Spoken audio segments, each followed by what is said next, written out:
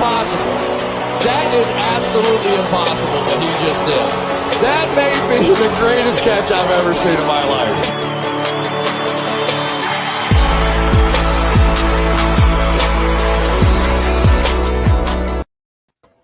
Good morning. Welcome to another edition of the Destination Fantasy Podcast. I'm here with my brother Deshaun, and also for the first time he making his debut here. He's always commenting every now and then. Our boy, Mr. Mike Myers. How you doing? I'm great. How are you, fellas? Excellent. So, as you all may not know, this man is the only Jags fan, the legitimate Jags fan that I know. So, y'all here to represent, man. Duval. That is awesome. So, how long have you been a Jags fan?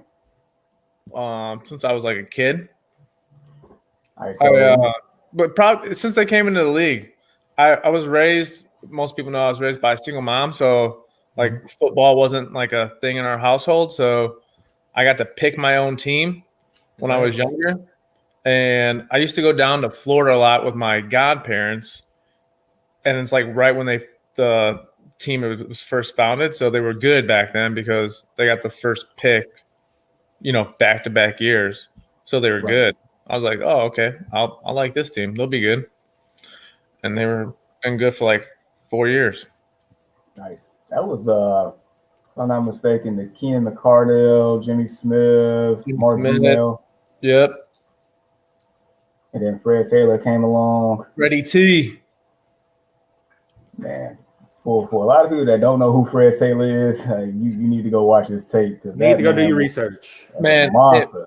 If he could have avoided getting injured, and I don't know if he just had an injury bug or like the science wasn't there to keep him healthy or a combination of both, he was a monster. He was. I think the thing about that is he, had Maurice Jones-Drew right there with him. So they felt pretty confident with letting him, take over that backfield after he got, injured. Yeah. Once he got old, they just let him go. He actually went to New England. I was really hoping he'd get a ring with them, but never did. Yeah, you're right. That man deserves a ring. But yeah, man, like Jags, definitely had a roller coaster history here, being good, bad. The last time they was relevant was a couple of years ago. So close. Blake Bortles, man. Blake Bortles. I mean, we at least we can say this much. We know what Blake Bortles, I guess, peak was, where he plateaued at. You know for a fact what the most that you was gonna get out of Blake Bortles. You know what really sucks about that draft that year they took him is Derek Carr. Is that the one that's playing right now? Yes. Which Carr brothers? Yeah, Derek. He was drafted like the Raiders took him like in the second round. Like if we had Derek Carr instead of Blake Bortles, we probably win that game. Probably, yeah. I would say so. I would definitely say so. So, draft is in less than 2 weeks. Your team got the number one pick because the Jets butt fumbled that one as well. Yeah. And we started tanking. We started pulling dudes left and right. You did. Even the mayor was all in once that was crazy. But 99.9999 times out of 100, you're taking Trevor Lawrence. Oh yeah, he's gonna be the GOAT. He's gonna surpass Brady. Those are some big words there, young fella. I hope Trevor Lawrence doesn't see this. Oh man, but no, I guess seriously, how do you feel about the addition of Trevor Lawrence? No, I guess no more Minshew mania. Basically, just breath of fresh air for the franchise. Yeah, honestly, I thought Minshew was going to be – I didn't think it was just the Uncle Rico suave, attitude that a couple of years ago. I thought he was going to be legit. And then last year, he just went way backwards. I don't know if, people got tape on him and figured him out or what, but It is what it is at this point because we're getting Trevor Lawrence. So, um, so I guess with Trevor Lawrence, had a heck of a resume, calling him, once in a decade, one generational type prospect. Do you think he would come in and, I guess, have an impact like Joe Burrow had before his injury, or Justin Herbert from last year? Do you think the trend of these rookies coming in and just making an instant impact on the franchise, do you think he'll be that for you all? yeah, I think so. I think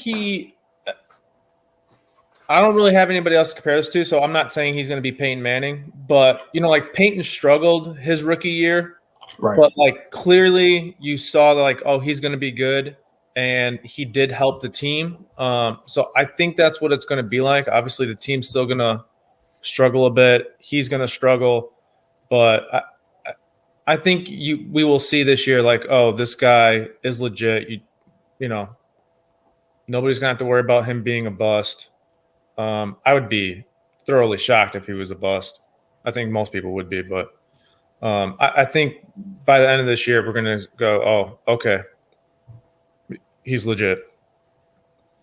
Yeah, I can see that because, he's the one prospect that basically checks all the boxes, especially at the quarterback position, from the height, the mobility, I guess being able to go through the reads and the cannon of the arm, the accuracy, basically everything that you probably want in the quarterback. And so I guess that leads me to the next person who is about to go hand in hand with this guy, Urban Meyer, who we know had a heck of a resume for college football. And you can say that with a little grain of salt, right? Because of everything that went down with him.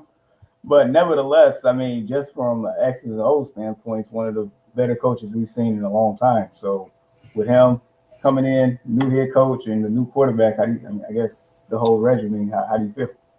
Yeah, I said this pre-show. He's a cheater. So we'll be fine.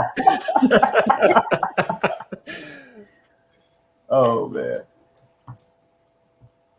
I guess with him, he is a good coach. I'm just I know. Yeah, no, he definitely will bring in I guess a different. I guess he brings in prestige or aura, a name behind him type deal. I think the one thing that will help too is I think people got kind of sick of the what was the old man's name? That was the Giants head coach. Tom Coughlin. Thank you. I knew it was a C. Tom Coughlin. I think people got sick of that. Okay. Let's put Ramsey's gone and it is what it is, but that old school, if you're not 15 minutes early, you're late, all that, that just doesn't fly with dudes nowadays. And I think Urban's going to bring, legitimately, he'll bring a different culture. And he's more of a player's coach. So I fully expect them to, in a year or two to be legitimate, strong. I won't call them Super Bowl contenders in the next year or two, but playoff contenders for sure. All right. No, I would have to agree with everything that he said. Speaking of a coach like Urban Meyer, we know what he did at Florida and with Ohio State. He has a pretty good resume. Like the whole cheating aside, I think he is a good fit for you guys. And like you said, Mike, he brings something like fresh to the table. I think he can, help out the guys of this generation. And by this generation, I mean like the younger ones, like a Trevor Lawrence. I think he'll be able to get the best out of Trevor during his time there. Yeah, I agree. I can definitely see that. And so I guess, this is a fantasy show. And so Trevor Lawrence coming right in. I don't I mean, he's not going to be a top 10 fantasy quarterback off bat, but Sure, he will. hey, I might be wrong. But nevertheless, like, is this somebody that you may want to stash towards the end of the draft for you? Or I know in a dynasty league, you definitely probably want to have him for sure. ASAP. But you know, in a redraft, you know, league that a lot of people do every year, like, I guess where would you like want to take this guy? I think his impact will be somewhere in between what Burrow looked like he was going to do and then Herbert. I think Herbert's a very good QB. From a fantasy standpoint, I don't think he was lining it up. I think Trevor Lawrence will be somewhere in between that first year. I mean, he should not be your within your first 10 picks, though. I mean, you should be able to get him. You should be able to get him real late. And if anybody takes him early, then they're just wasting a pick. I've seen a lot of wasted picks over the years. Yeah, for real. Man, but yeah, I can see that. So yeah, for me, I would say he's probably, if I was to have a quick ranking right now, I would say he could probably be around somewhere between 12 and 15 on the quarterback list. So I would definitely like take him, I guess, around maybe 13, 14, if he's there as a backup option. No, yeah, I agree. Because you never know, like the Justin Herbert in this. I was in the 16-team league last year that I ended up winning, and I ended up getting Justin Herbert like, I don't know, late. I didn't think anything of it, but in a 16-team league, I mean, the options are slim, so right, it panned out. So I think he can have that impact if all, you know, if everything goes right. And the quarterback is basically as good as his skill position. So you got James Robinson, who had the most the breakout candidate last year out of nowhere. Yeah. And DJ Chark, who's, I guess, remaining, that had somewhat of some fantasy relevance the last 2 to 3 years for the wide receiver spot. How do you feel about those guys? Yeah, I mean, I'm worried about Robinson just because to do what he did is kind of crazy. I don't know if I would love for him to replicate that because he was like a free agent rookie. I mean, to do that is absurd. How 31 other teams miss that. I don't understand that. That's pretty crazy. I don't think Chark is can be your number one receiver, at least from what he's shown me the last couple of years. That being said, he could take a huge step forward, but I do think they need to. They don't really have a tight end that can be used as a weapon, and tight ends, like, you know, for a young QB, tight ends, you know, that safety blanket. So they need a tight end.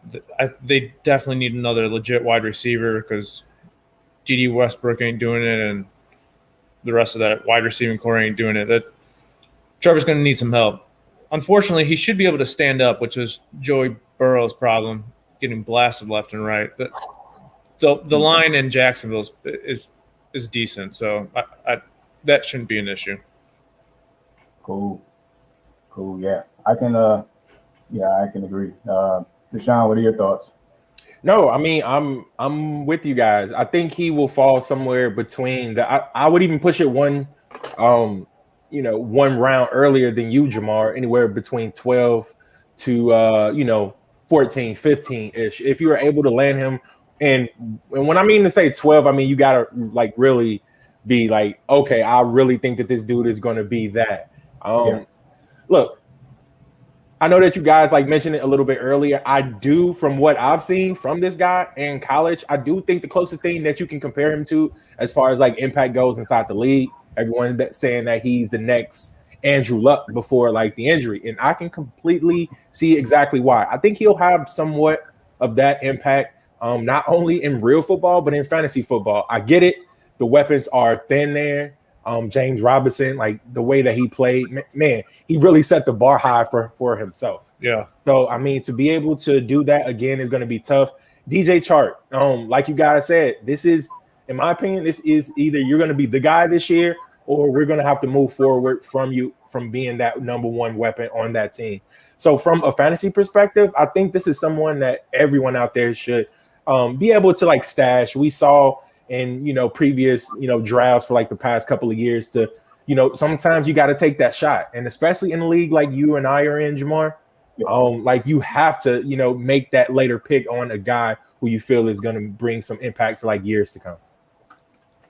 Yeah, we'll see. The one thing about Chark is like he's had nobody throwing to him, so exactly he actually could be like, if he's your third wide receiver that you're drafting, you probably got a good receiving core. So I mean, he's gonna have a totally different dude throwing to him. Not throwing interceptions, not off target all the time. So I guess that increases his value significantly. Right, because right now I would say he's a fringe flex option.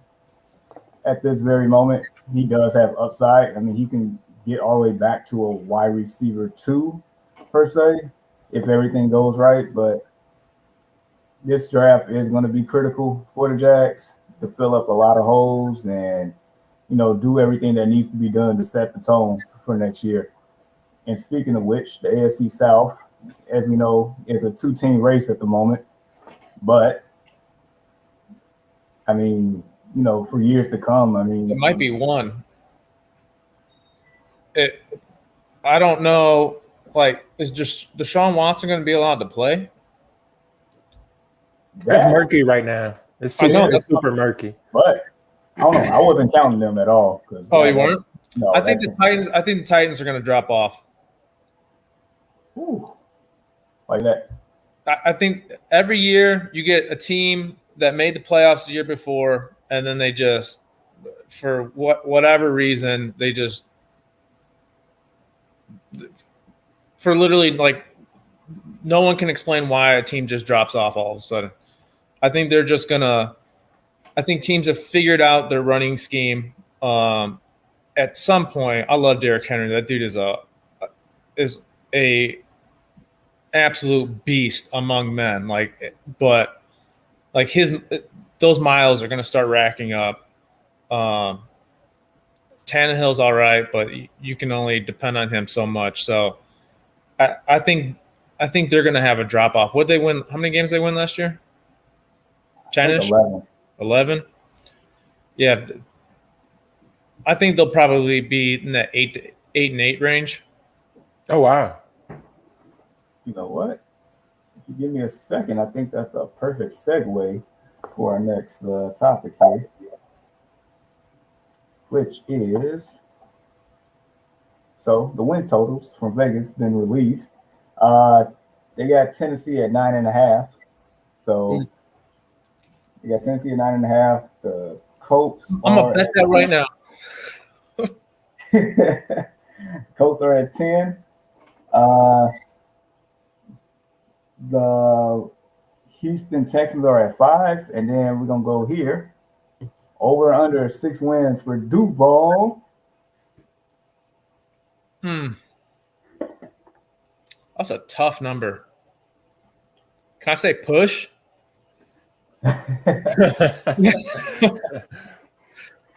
We got 17 games this year, right? Yep. Yeah, so 6 and 11.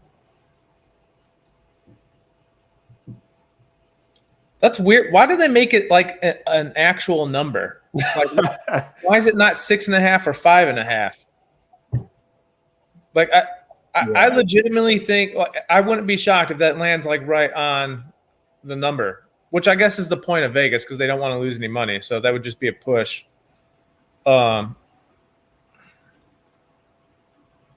If I had to bet that, and I'm not going to, I would say under.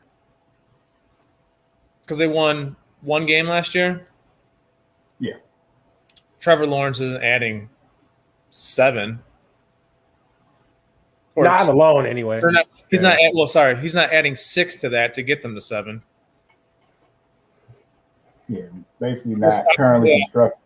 No, I'd say under. Okay, Sean, what you think? I'm gonna go same. I'm gonna say under, and I really don't feel confident about that. I do think they are able to win 7 games. I think they are being in a lot of close games, to be completely honest. But I'm just not sure if they have enough firepower right now to get past those really, really tight games. Yeah, the only thing I will say is that I know they only won one game last year, but like Sunday mornings, I would like look at the injury report and I'd be like, these dudes aren't hurt. Like they just start pulling dudes. Like so, this dude wasn't on the injury report all week, and then like now he's sitting, and like James Robinson was sitting at the end of the season, like healthy, completely healthy. Yep. So maybe if he starts a few games, because I don't know who his backup is, then maybe they win 2 or 3, but then they don't have Trevor Lawrence. So they might end up smack right on 6. Yeah, I'm leaning between 5 and 6 as of right now. Ask me after the draft, I might have a better answer for you. For sure. But just notables here. They got Kansas City at 12, Tampa Bay 11.5, Baltimore and Green Bay both at 11. Buffalo and the Rams 10.5. Indy, San Fran, Seattle at 10, and this one here, Cleveland. So they signed Jadeveon Clowney. They released Sheldon Richardson, but this team here is like solid on all levels. Solid team. So 10 wins. It doesn't seem far-fetched, but what's your thoughts? I think they can hit that over. Sean, I know you're a Steelers fan, but I don't know what their over-under is at, but like you can't have the Steelers over, 10 plus, Baltimore 10 plus, Browns 10 plus. They got us at 8.5. 8.5? 8.5, I believe, or 9.5 is one. Is one of the 9? Yep. 9? Okay. 9. I think the Browns can hit that over. I think they're going to be more competitive even before them signing Clowney. I think they kind of figured out their identity, and if Baker can maybe take a step forward, then that helps. But I think they've discovered that they have a 2-headed monster in the backfield and a very good O-line. And as long as, if Baker's not throwing the ball 40 times a game, then they can win. And then you add Clowney on the other side from Myles Garrett. That's a problem. The Cincinnati Bengals, if they don't draft boy from Oregon to make sure Joey Burrow's standing up straight, they should all be fired immediately. They're cooked at that point. Sean, what you think? 17-game season now, right? I'm going to go over. I'm going to say that, they really have a shot to win 11, 12 games.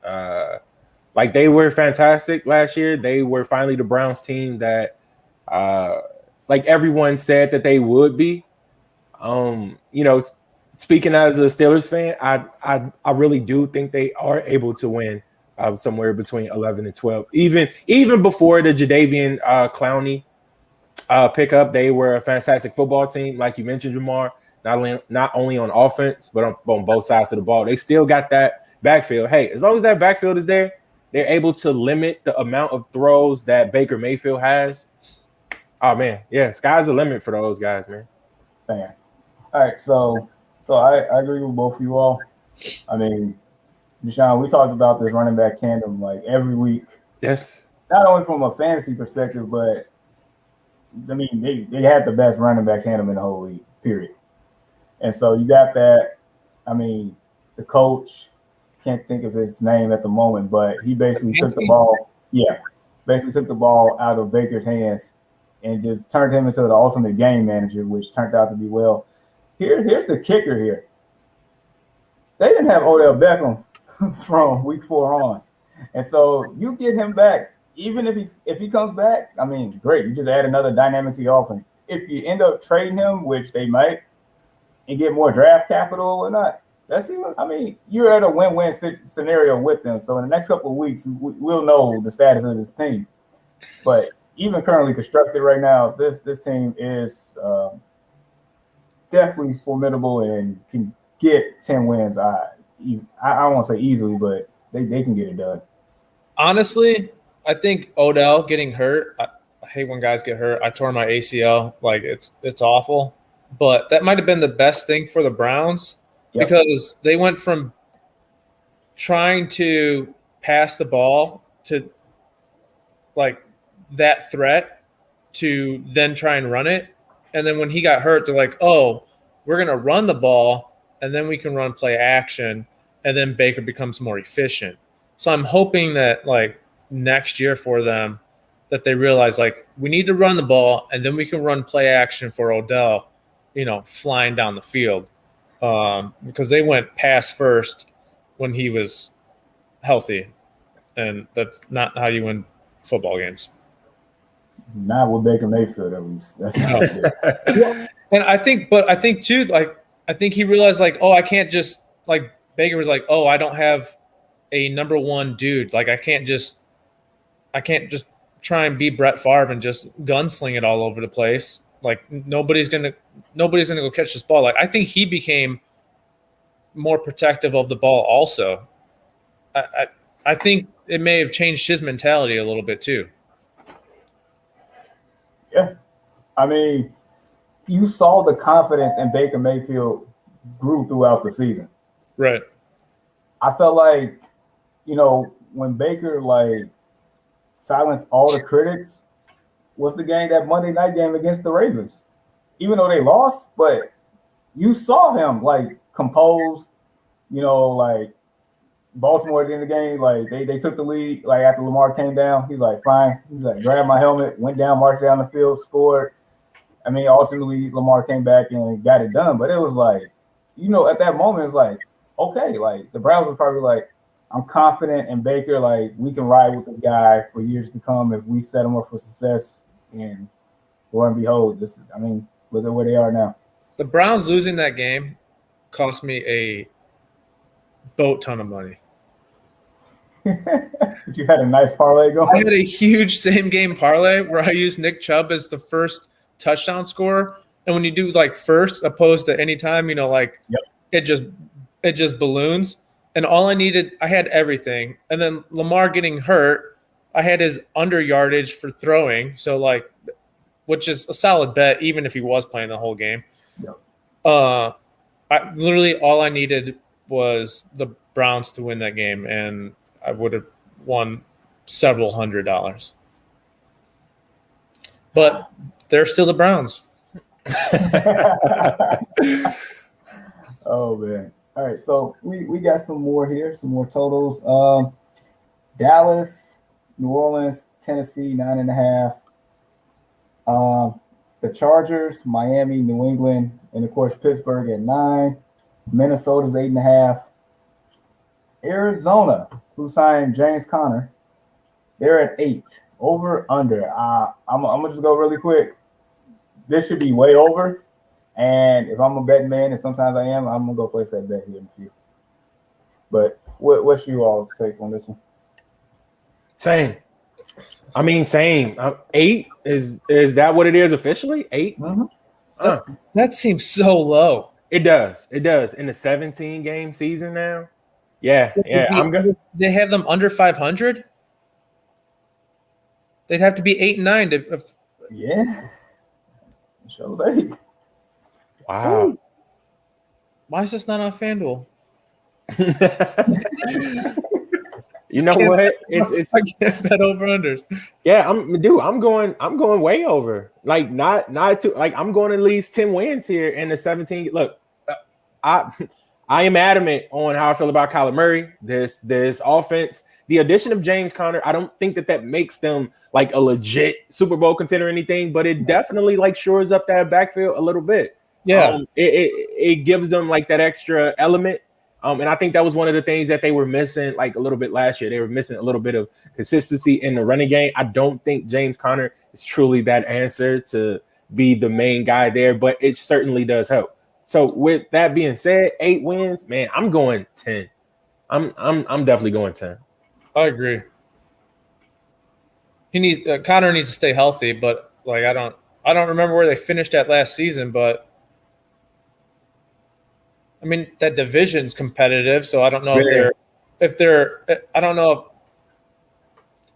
if you just say they're going to lose all their road division games, then that's, and they win their 4 home games, then they're already at 4-4. Then I don't know what the rest of their schedule looks like, but you're telling me they can't get another 5 wins to hit, even just 5. If they win all their 4 home division games, they just need 5 more wins. Like I don't.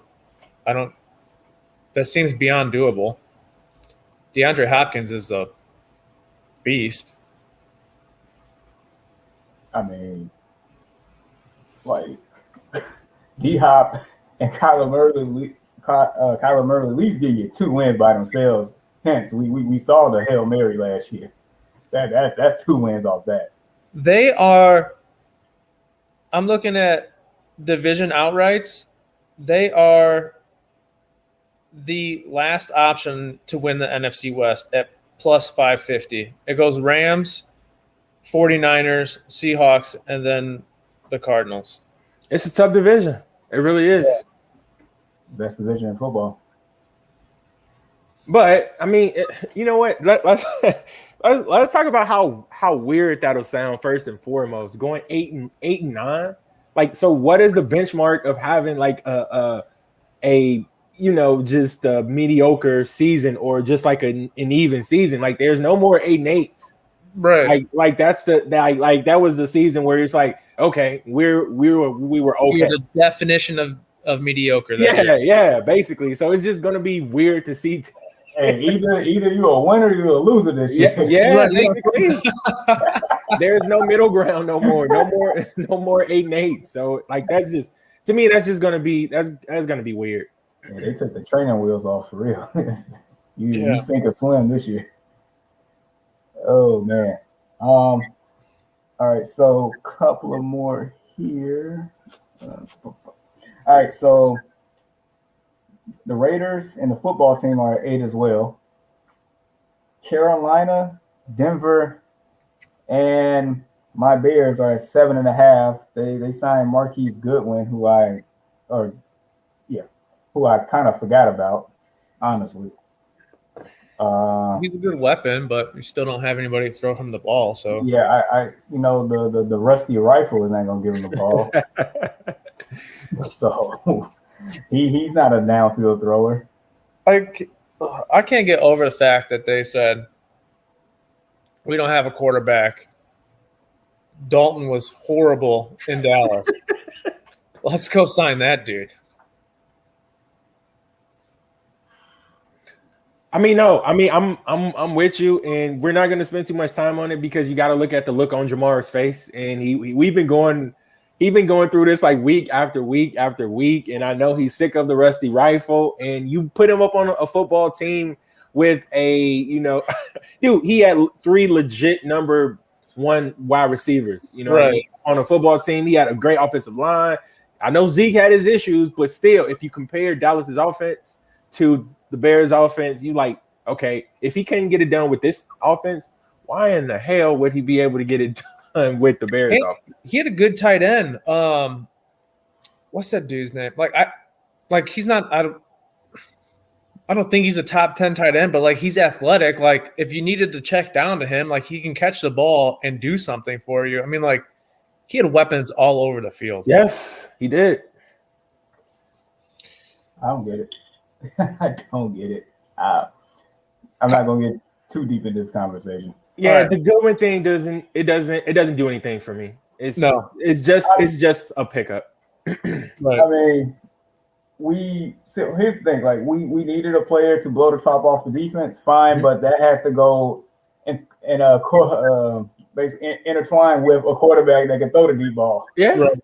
So it's like you got sugar, no Kool-Aid, peanut butter, no jelly, a car and no gas. Like like that's where we're at. What do you think of Kyle Trask or what's the kid from Stanford? Either one of them in second or third round. I like what's his name? Kellen Mond from Texas A&M. Oh, okay. That's the one I really want them to get. But I think him and Trask are actually their stocks starting to increase here. So I don't know exactly. I think they might go a lot sooner than what's being projected. Me personally, I think I got 6 or 7 quarterbacks in the first round. But I don't know. We'll see. My Bears. Anyway, we're gonna keep moving. They got Atlanta, the Giants, and Philly at 7, Cincy at 6.5, Jags and the Jets at 6, and the Lions and Texans at 5. So that sounds like they're assuming Deshaun Watson's not playing if they have him at 5. I mean, I know that team's not good anyway. I don't know. I don't know if they're assuming he's not. Yeah, because it's like team is hot trash. So him being there or not, I know if you have Watson, he's good to get you at least one extra win by itself for sure. Right. I don't know. I don't know if him playing really makes that big a difference in the world. That team is atrocious. How you go from fine with me.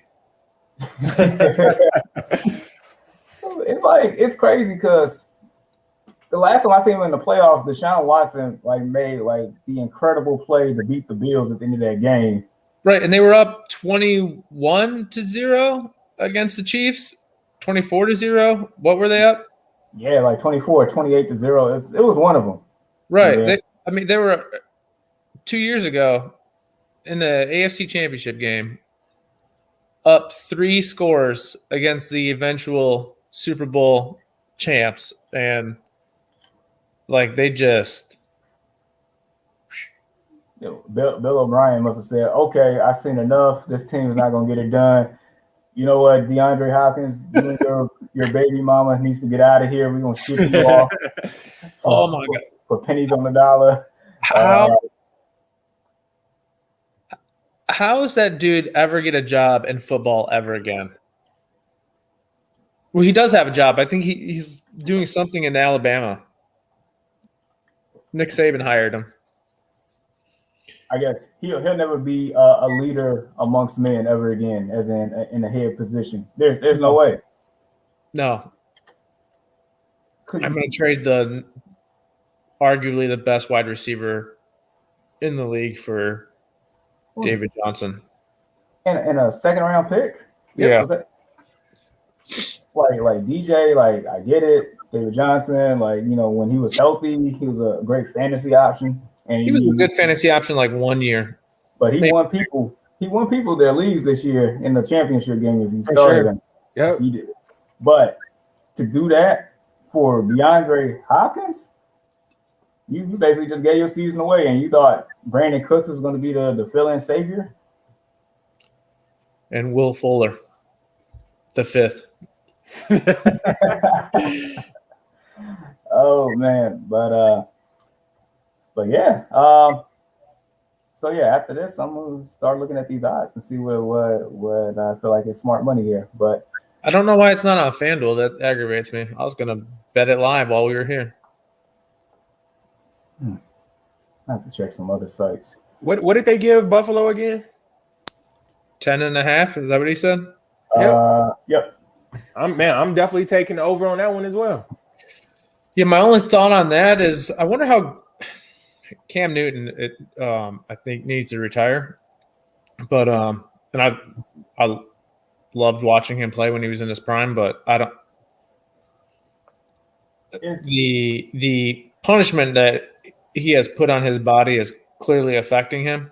But I wonder how good they're going to be with those defensive starters playing this year. I mean, they were 9-7, right, with a bunch of backups and Cam. So I 7-9, but they was relevant. Sorry. But they were still relevant. Even a couple of games they lost, it was like right at the end of the game, so it could have been 9-7. Right. So no, you got a point. Like look, this is for Cam Newton. This is the sink or swim year for real for him, because they brought in 2 excellent tight ends. The wide receiver core is a lot better this year going in than last year by default. You still got the running game, but then the defense with the people coming back and the additions and the line that you like, and they not even at the NFL draft yet, so there's gonna be even more like depth and holes that they're gonna fill. So if Cam can't get it done this year, then he needs to ride off in the sunset with his cowboy hat and spurs on his boots and be gone. No, I'm with you, bro. It's the thing about Cam Newton is, man, he just can't push the ball down the field. Like he just can't. You want a quarterback that's going to be able to, like, imagine Cam Newton in a 2-minute offense. Like, oof. Like, come on, man. Like, and it's going to be multiple situations. Yeah, and you're going to be in multiple situations when you're going to be like that in multiple games this season. I just don't think that he can get it done. But now, granted, a lot of players opted out. I do want to take the wait and see approach, but I'm with you, Jamar, when you say, like, hey, all these guys are coming. We got you the weapons that you need, Cam. This is it right here. This is truly it. It is the perfect setup for him. It is perfect. 2 tight end offense. Like New England has run like a decade ago, ran that to the best of its ability. And with a quarterback like Cam, who can dump it off to 2 tight ends when need be. And I know you said he can't push the ball downfield. We gonna see for real, because we got Nelson Aguilar, and up until this point, ball. I'm sorry, but like the kicker is, like I've been saying, Christian McCaffrey was his best weapon in his career. I mean, Greg Olsen was great, but Christian McCaffrey was his best weapon, and he's a freaking running back. Right. So we don't. This is it. I want to believe in Cam. I do, because I love Cam. Cam has been my favorite quarterback since I seen him take over at Auburn and did what he did, and his MVP year was magical. I like his number one wideout who was a biscuit away from being a tight end at the time, Kelvin Benjamin, but he made that run. But yeah, man, I want to see Cam do well. I really do. But we'll see. But man, they'll probably draft somebody. You would think. Have to. I mean, they're rumored for Mac Jones, if he's around. I don't know if he will be or not. If Bill Belichick gonna trade up, I don't know. But can we? How was he like the number 3 pick like 5 or 6 days ago, and then it was like Justin Fields all of a sudden, and now they're talking about Trey Lance. I'm like, I don't understand the Mac Jones love. His weapons and his offensive line. If you weren't good, that would be a problem. But I don't understand that. And when has Nick Saban produced a quarterback? You're right. He produces everything else. He is a great coach, but his quarterbacks don't ever do anything. It's like Tua, the jury's still out on that one. That's probably his best prospect as a quarterback in his tenure at Alabama. Alabama always have elite, 5-star recruits as far as wide receivers and running backs, and defensive players, never the quarterback position. As far as Mac Jones and the love here, I blame Kyle Shanahan and the 49ers because once they traded up for that pick, Right. they love Mac Jones because he can go through his progressions and has Tom Brady-esque features and stuff like out of nowhere. They rumored to take him, and then they looking at Trey Lance and his pro day and Justin Fields and his pro day. So the 49ers are creating havoc here. Are teams ever going to learn that doing that, by the way, doesn't work? Literally giving away your future to go get one guy. Like, when has that ever worked? What'd they give up 3 first-round picks? Right? Or 2 in a second? I'm not sure. It was something of the sort that it was quite a bit. It wasn't. I don't understand why teams do that. I mean, go ask the Washington football team how that worked out when they went to go get RG3. I mean, it's crazy. And I feel like the funny thing is I feel like his dad was the one that kind of killed RG3's career when he put him back in that playoff game when he was hurt. He shouldn't have been out there, and it went downhill. No, yeah. He also didn't like to get down, which didn't help him either. But True. He's been on the field to have to make that decision. But agreed. But yeah, I guess 49ers, they feel like they are a quarterback away, which I agree with. No. So I don't know. We'll see. But yeah. Hey, anything else you want to talk about? Okay, I want to get back to Trevor Lawrence real quick. Yeah. So I was like, you're like always worried about like your first round, like the number 1 overall pick, like turning into like Jamarcus Russell. And not that I think like that never crossed my mind, but like you're always like just a little worried. So I saw this this week. Kuiper's I think he has him in his top 5 highest ranked QBs like out of all drafts combined. The other 4, I don't remember 2 of them, but one is Peyton. The other 2 are also in the Hall of Fame. And then the 4th one was Andrew Luck. And I was like, okay, like when he grades, not that Kuiper is the end all be all, but like when he grades these guys high, like they have the tendency to pan out. So I was like, when I saw that, I was like, oh, damn. All right. Well, I was like, it made me feel better. Like, okay, we're going to be fine, Because you never know how guys are going to transition from college to the pros. True. Yeah. So, I mean, I just pulled up the list and, man, like he's in good company. So if that is able to pan out, they got John Elway, number 1, Andrew Luck, number 2, Peyton Manning, number 3, 4, Trevor Lawrence, 5, Jim Kelly, Andre Ware, Bledsoe, Ryan Leaf, and Troy Aikman. So it was only one name on that list that is, right.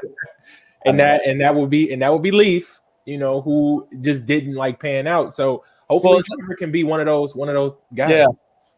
And Leaf was more personality than his lack of skill or anything. True. Yeah, Ryan Leaf was one of a kind, to say the least. My gosh. So yeah, when I saw that list, I was like, that's like he ain't just throwing out rankings to just throw out rankings. Like, right? No, it makes me feel good. Yeah, if I was in your position, I had the warm and fuzzies on the inside, feeling like, okay. So yeah, I'm with you because I mean that's a heck of a list. I mean, can't go wrong at that point, I would imagine. So, oh man, did you have fun with us today? I did. This was very much enjoyable. I appreciate you letting me come on and represent Duval. No, it's gonna be a fun year to watch you guys, go out there and play, and us being able to have a chance to see what Trevor Lawrence is able to do. So I am definitely looking forward to watching you guys' games for like the next, I'll say 3 to 4 years. There's gonna be some good. There's gonna be some must-see TV there. Yeah, no doubt. Hopefully, by the end of this year, they look promising, and I can get a Super Bowl and not have to ever worry about one again. You just need that one. Look at the Eagles. I just need one. I just need one. I don't even care how bad the Cubs are this year. We won. I don't care anymore. We got a World Series. I don't care. Jacksonville gets a Super Bowl. I won't care anymore. You can be bad for the rest of my life. Right. I mean, and like Jamar said, once the NFL draft wraps up, see how Jacksonville fills in like some of these holes that they have. We'll be able to definitely give them to rate them up on like a better scale. So, fact. We should have a draft. We should have a draft special that Sunday right after. Man, dude, I've been talking about that. We definitely need to get a couple of people on here and definitely let's talk about it. It's going to be a bunch to talk about that day. So I'm with that. I mean, Duval, you're invited if you want to come on in a couple of weeks. As long as my wife's not home.